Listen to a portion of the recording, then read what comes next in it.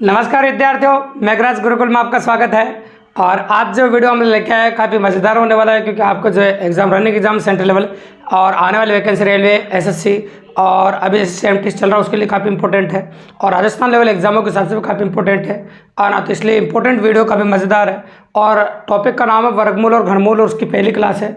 तो वर्गमूल और घनमूल की जो पहली क्लास है टाइप नंबर फर्स्ट के बारे में बात करेंगे, जिसमें साधारण प्रश्न होंगे आपके वर्गमूल और घनमूल के। तो पहले बेसिक क्वेश्चन की बात करेंगे। आज की क्लास में अपन कितने बेसिक क्वेश्चंस होते हैं, वर्गमूल निकालना और घनमूल निकालने की जो वीडियोज मैं आपको बेसिक मैथ के अंदर पहले मेरे चैनल पर डाल चुका हूँ, इसलिए वर्गमूल घनमूल निकालना आपको आना चाहिए। अगर आपको नहीं आता है वर्गमूल घनमूल निकालना, तो मेरे चैनल पर वर्गमूल निकाला घनमूल निकालने के वीडियोज डले हुए हैं, तो आप देख सकते हैं उनको। ठीक है, तो आज अपन बात करेंगे आपके सामने वर्गमूल घनमूल निकालने पर साधारण प्रश्न। तो साधारण प्रश्न किस प्रकार के होते हैं, बेसिक वेरिएंट किस प्रकार से होते हैं, उनके बारे में चर्चा करेंगे, और किस प्रकार से निकालते हैं उसके बारे में बात करेंगे अपन। ठीक है, तो पहले दो बातें अपने दिमाग में गांठ बांध लीजिए, क्योंकि ज़्यादातर संख्या दशमलव वाली होती है। अगर दशमलव दो संख्याओं का आगे लग रहा है, तो दो संख्याओं का आगे लग रहा है, तो वर्गमूल के जब बाहर आएगा तो दशमलव एक संख्या का आगे रह जाएगा, मतलब दो में से एक के आगे निकलेगा। अगर दशमलव तीन संख्याओं का आगे लग रहा है और चिन्ह घनमूल का है, तो घनमूल में दशमलव तीन अंकों के आगे, तो उसमें तीन में से एक के आगे निकलेगा। तो घनमूल में तीन में से एक के आगे निकलेगा और वर्गमूल में दो में से एक।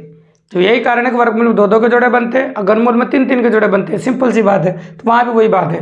तो देखिए क्वेश्चन करना शुरू करते हैं। अपना पहला क्वेश्चन देखिए आप। तो मैंने लिखा आपके सामने 441 नोटिस कर रहे होंगे आप। तो 441 का जो वर्गमूल है मैंने 21 लिख दिया आपके सामने। नीचे लिख दो आराम से, अगर मान लो पॉसिबल हो तो यहाँ पर लिख देते हैं, जगह बढ़िया है। ये 21 लिख दिया। ठीक है, अब दशमलव 6 संख्याओं का आगे, तो 6 में से कितनी संख्याओं का आगे निकलेगा, 3 के आगे। तो 3 के आगे अपन निकाल सकते हैं, दो तो ऐसे एक जीरो लगा दो आप, तो 0.021 क्या लिख देंगे अपन, 0.021। बिल्कुल सिंपली, काफ़ी इजीली। अब इसके बाद आगे बात करेंगे अपन।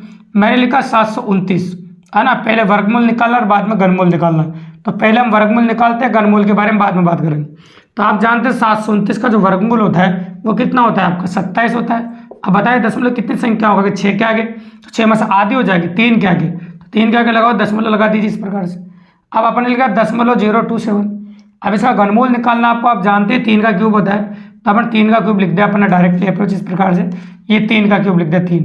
अब आप जानते हैं घनमूल हो गया 27 का 3, दशमलव कितने का 3, और घनमूल में 3 में से एक के आगे निकलता है, तो 3 में से एक के आगे निकल गया तो आंसर आ गया आपका 0.3। 3 में से एक के आगे निकलते आंसर कितना आ गया आपका 0.3, जो कि अपन ने काफ़ी इजीली लिख दिया और काफ़ी आसानी से अप्रोच कर दिया आपके सामने इस प्रकार से, कोई दिक्कत नहीं, बिल्कुल नॉर्मली। अब आ जाते हैं अपन क्वेश्चन नंबर 3 पर। क्वेश्चन नंबर 3 जो है, इसको अपन a+b को होल स्क्वायर के फॉर्म में बनाने के लिए आप नोटिस कर रहे हैं 0.202 लिखा हुआ है, तो यहाँ भी 0.202 बना सकते हैं अपन, ऐसी कोई बड़ी बात नहीं है।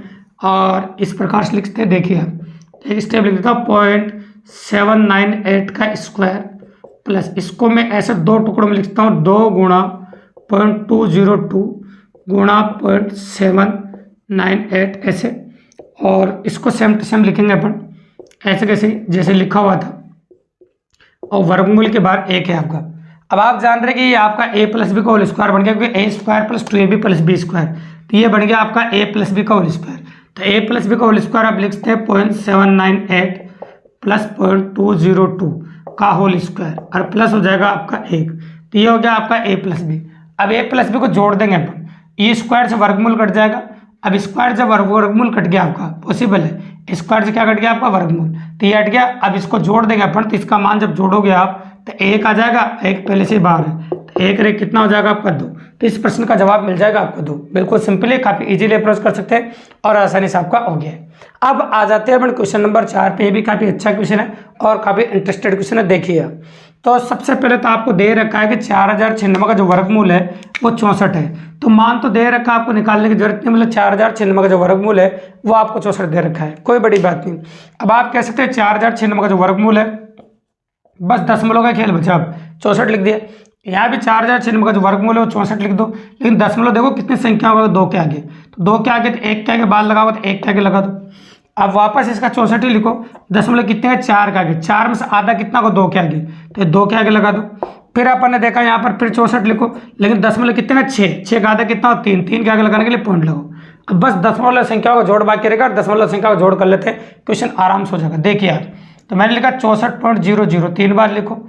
अब दशमलव के सामने दशमलव लिखो, बचपन में जोड़ा होगा ऐसे जोड़ सकते हैं, 0.64 ऐसे, अब 0.064 ऐसे, ये 4 ऐसा कैसा है, 6 4 10 की 0 हासिल 1, 10 और 1 11 हासिल 1, अच्छे 10 10 11 ऐसे कह सकते हैं अपन, और 11 का एक हासिल है 7।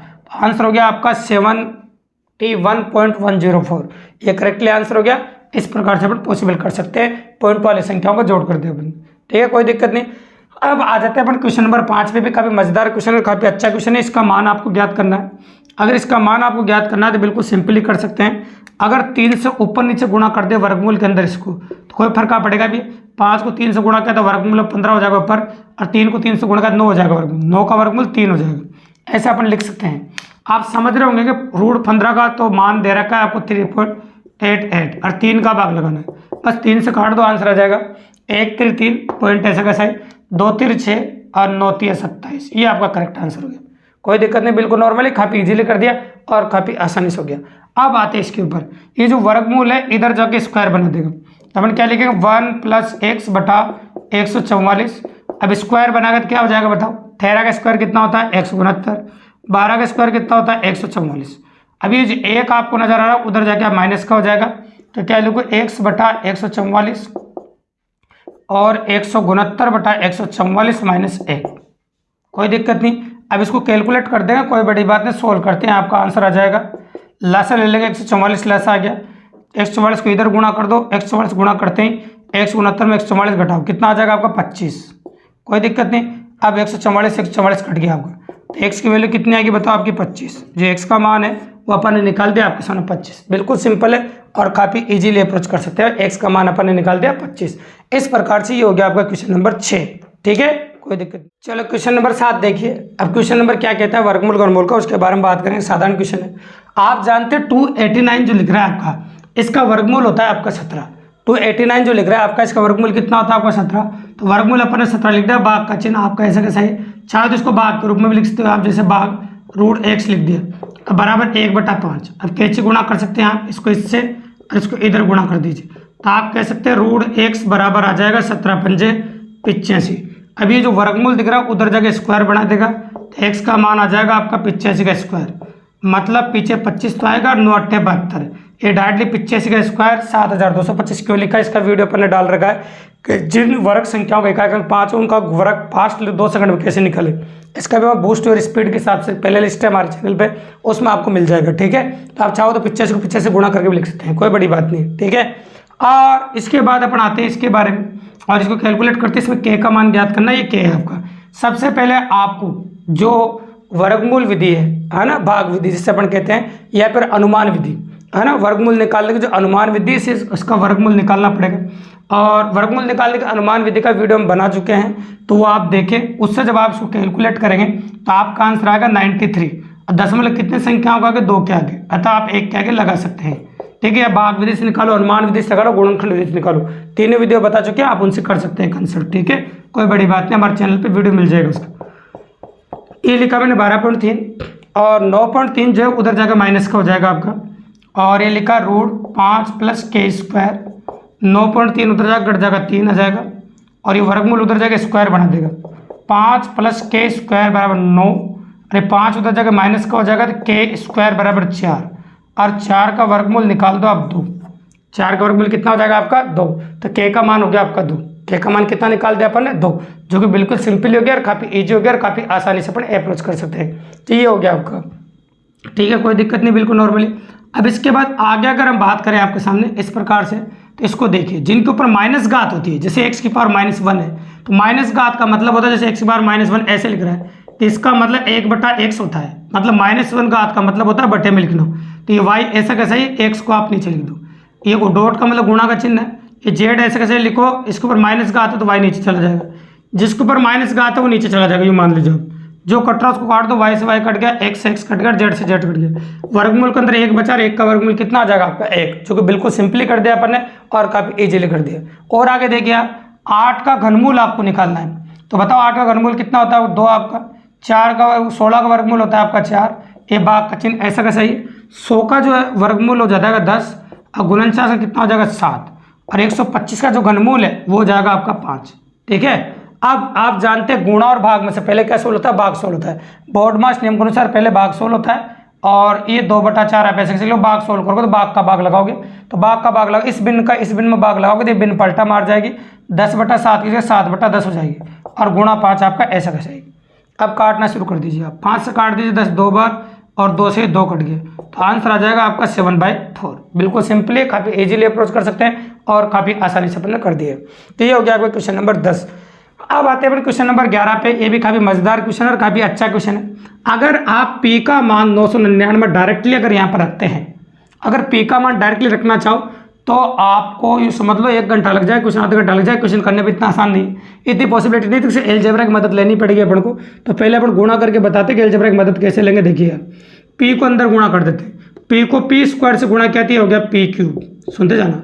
पी को 3p से गुणा किया 3p स्क्वायर हो जाएगा, लेकिन 3p स्क्वायर को 1 से गुणा करने में कोई फर्क नहीं पड़ेगा, इसलिए 1 लगा रहे हैं। क्यों लगाया अभी बताएंगे आपको। पी को 3p से गुणा करो, 3 से गुणा करो 3p हो गया, 1 की स्क्वायर से गुणा करने में कोई फर्क नहीं पड़ेगा। अरे जो 1 लिख रहा है इसको 1 क्यूब लिख दिया अपन। अब एलजेब्रा में एक सूत्र होता है अभी a + b का होल क्यूब, ये होता है आपका a cube 3a square b 3ab square plus b cube, ये सूत्र होता है। इसके माध्यम से सेम टू सेम कोई अंतर नहीं है। बस एक बात गांठ बांध लीजिए कि a की जगह यहाँ पर p है और b की जगह यहाँ पर 1 है, बस इतना सा अंतर और कोई अंतर नहीं। बाकी same to same warranted algebra का ये सूत्र अगर आप लगा देते हैं तो इस क्वेश्चन को 5 सेकंड में कर पाएंगे आप, कोई बड़ी बात नहीं। तो मतलब p a की जगह p और या b की जगह 1, तो p + 1 का होल क्यूब हो गया, p + 1 का होल क्यूब। ये क्यूब से आपका घन कट जाएगा तो बच जाएगा p + 1। अब p का मान तो आपको दे रखा 999 और 1 जोड़ने पर 1000 आना स्वाभाविक सी बात है, और आंसर बिल्कुल सिंपली निकाल दिया और काफ़ी आसानी से हो गया। तो मज़ेदार क्वेश्चन और काफ़ी इजीली अप्रोच कर दिया। अब इसके बाद अगर आगे बात करें अपन तो ऐसे चलते हैं क्वेश्चन। इन क्वेश्चनों को अगर सोल्व करना आपको तो पीछे से आगे की ओर सोल्व करेंगे। तो 2 बार बताएंगे, आराम से सुनिएगा आप गौर से। सबसे पहले बताइए 49 का वर्गमूल कितना होगा 7। 7 जोड़ा अपन 722 में तो 729 हो गया, और 729 का वर्गमूल कितना होगा आपका 9। वर्गमूल नहीं घनमूल, घनमूल का चिन्ह घनमूल निकालेंगे, घनमूल होगा 9। 9 जोड़ो 16 में 25, 25 का वर्गमूल कितना होगा 5। 5 जोड़ो 59 में 64, 64 का घनमूल कितना होगा 4, और 4 जोड़ा 21 में 21 और 4 25, 25 का जो वर्गमूल कितना होगा 5। तो बताओ इस प्रश्न का जवाब कितना आ गया आपका 5। एक बार और सुनो, 49 का वर्गमूल कितना होता है 7। 7 जोड़ो 722 में 729, इसका घनमूल निकालना, टॉपिक पे 3 लिख रहा है, घनमूल निकालोगे तो 9 आ जाएगा। 9 जोड़ो 16 में 25, 25 का वर्गमूल 5, 5 जोड़ो 59 में 64, 64 घनमूल 4, 4 जोड़ो 21 में 21 से 4 25, 25 का वर्गमूल हो जाएगा आपका 5।